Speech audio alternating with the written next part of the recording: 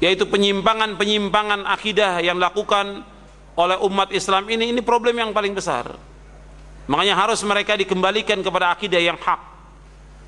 Kalau akidah ini hak, benar, mengikuti jejak salafus saleh, maka mereka pun akan mendapatkan kebaikan, mendapatkan rahmat, mendapatkan barakah dari Allah Subhanahu wa taala.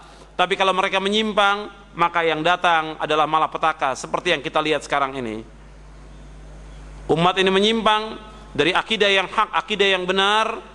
Mereka melakukan kesyirikan, mereka mengingkari nama-nama dan sifat Allah, mereka mentakwilkan nama-nama dan sifat Allah dan yang lainnya, sehingga datangnya malapetaka. Jadi kalau orang sudah menyimpang dari pemahaman yang hak, akidah yang hak, maka mereka mendapatkan malapetaka seperti yang kita lihat sekarang ini.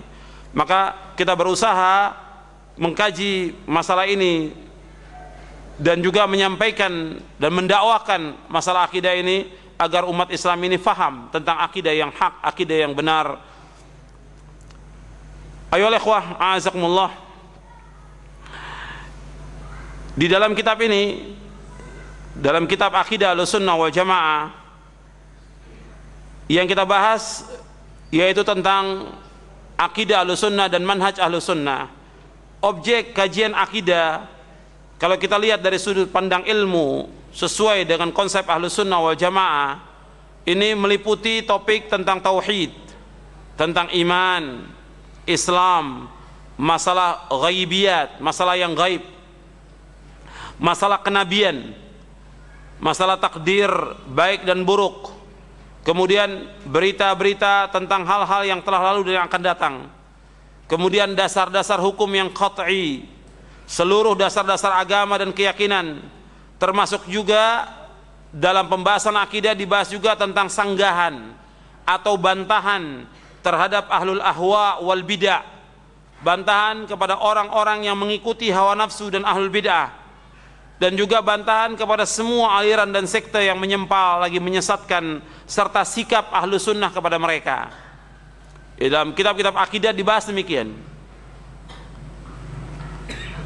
Jadi akidah bukan sekedar membahas tentang masalah tauhid, iman, Islam, masalah ghaibiyat, kenabian, takdir, tapi juga membahas tentang dasar-dasar hukum yang qat'i dan juga seluruh dasar agama dan keyakinan, termasuk juga bantahan atau sanggahan kepada ahlul bid'ah. Kemudian ikhwani fiddin, a'azakumullah, kita bahas tentang akidah Ahlussunnah wal Jamaah. Apa yang dimaksud dengan Ahlussunnah wal Jamaah? Ahlussunnah wal Jamaah saya sebutkan di dalam kitab ini, saya bawakan penjelasan Al-Imam Ibn Rajab dalam kitabnya Jami'ul Ulum wal Hikam. Ibn Rajab wafat tahun 795 Hijriah. Kata beliau, as-sunnah ialah jalan yang ditempuh, mencakup di dalamnya berpegang teguh kepada apa yang dilaksanakan Nabi SAW dan para khalifahnya yang terpimpin dan lurus, berupa i'tiqad, keyakinan, perkataan dan perbuatan. Itulah sunnah yang sempurna. Oleh karena itu generasi salaf terdahulu tidak menamakan as-sunnah kecuali kepada apa yang mencakup ketiga aspek tersebut. Hal ini diriwayatkan dari Imam Hasan al-Basri, Imam al-Auza'i dan Imam Fudail bin Iyad. Jadi Ahlussunnah wal Jamaah, yang dimaksud dengan Ahlussunnah yaitu orang yang berpegang kepada sunnah. Sunnah yang dijelaskan oleh para ulama yaitu jalan yang ditempuh mencakup di dalamnya berpegang teguh kepada apa yang dilaksanakan Nabi dan para khalifahnya yang terpimpin dan lurus, berupa i'tiqad, keyakinan, perkataan dan perbuatan. Jadi i'tiqad, keyakinan, perkataan dan perbuatan, itu adalah sunnah yang sempurna. Oleh karena itu generasi salaf terdahulu tidak menamakan as-sunnah kecuali apa yang mencakup ketiga aspek tersebut. Hal ini diriwayatkan dari Imam Hasan al-Basri, Imam al-Auza'i dan Imam Fudail bin Iyad. Antum bisa lihat dalam buku itu tentang makna as-sunnah. Kemudian juga tentang al-jamaah. Apa yang dimaksud dengan al-jamaah? Al-jamaah, dikatakan al-jamaah artinya bersatu di atas kebenaran. Mereka tidak mau berpecah belah dalam urusan agama, berkumpul di bawah kepemimpinan para imam yang berpegang kepada al-haq, tidak mau keluar dari jamaah mereka, dan mereka mengikuti apa yang telah disepakati oleh salaful ummah. Ini saya kutip dari Mujmal Usul Ahli Sunnah wal Jamaah fil Aqidah. Kemudian jamaah menurut ulama akidah adalah generasi pertama dari umat ini, yaitu dari kalangan sahabat, tabi'in, tabi'ut tabi'in, serta orang-orang yang mengikuti dalam kebaikan hingga hari kiamat, karena mereka berkumpul di atas kebenaran. Sebagaimana dikatakan oleh Abdullah bin Mas'ud radhiyallahu an, al-jama'atu ma wafaqal haq wa in kunta wahdak. Jamaah itu adalah yang sesuai dengan kebenaran meskipun engkau sendiri. Yang dikatakan jamaah itu yang sesuai dengan kebenaran. Jadi Ahlussunnah wal Jamaah adalah orang yang mempunyai sifat dan karakter mengikuti sunnah Nabi dan menjauhi perkara-perkara yang baru dan bid'ah dalam agama.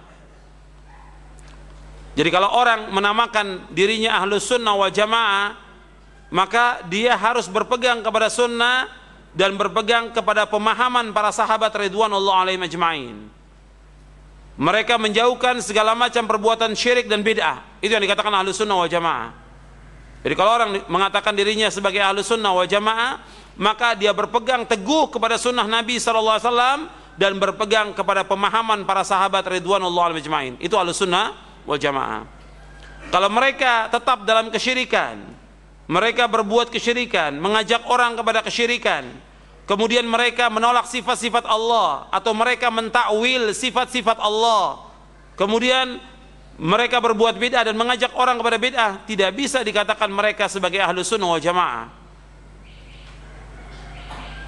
Mereka nggak bisa dikatakan Ahlussunnah wal Jamaah, tapi dikatakan ahlus syirik wal bid'ah, karena mereka mengajak umat kepada kesyirikan. Mereka mengingkari nama-nama dan sifat Allah atau mentakwil sifat-sifat Allah, nggak bisa dikatakan Ahlussunnah wal Jamaah. Atau mereka menisbatkan kepada Asy'ariyah.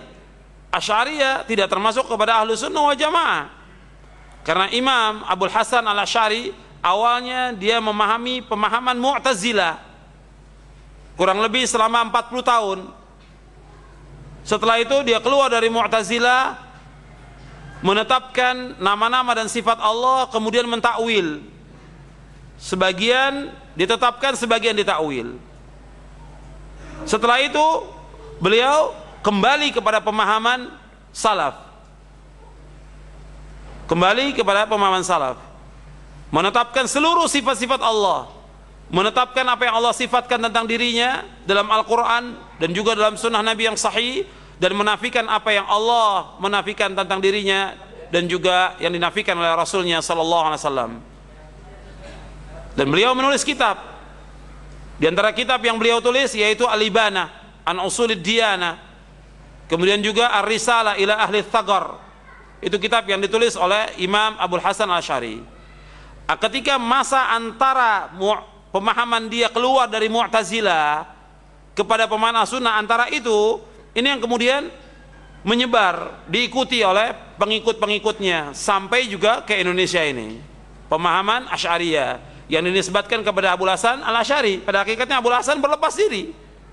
Karena Abul Hasan al-Asy'ari rahimahullah rahmatan wasi'ah tidak mentakwil sifat-sifat Allah, tidak mengingkari sifat-sifat Allah, tidak mengajak orang untuk beribadah kepada selain Allah. Tapi kenyataan orang-orang yang menisbatkan dirinya kepada Asy'ariyah